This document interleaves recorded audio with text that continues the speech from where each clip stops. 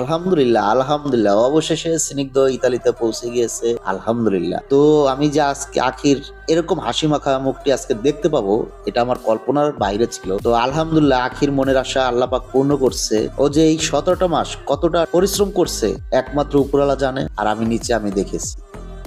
একটা রাতও ঠিকভাবে ঘুমাইতে পারে নাই, সব সময় এই স্নিগ্ধর কথা ও ভাবতো। হ্যাঁ, আমাদের জন্য একটু হাসি খুশি ছিল, তাও আর মন ঠিকানা, অন্তরের ঠিকানা, এগুলো আমি বুঝতে পারতাম, তারপরেও কখনো প্রকাশ করতাম না। আজকে আর ভিতরের থেকে যে হাসিটা বের হয়েছে, এটা আমি অনুভব করতে পারতেছি, বুঝতে পারতেছি যে না, এটাই ওর প্রকৃত ভাষা ছিল, প্রকৃত হাসি ছিল।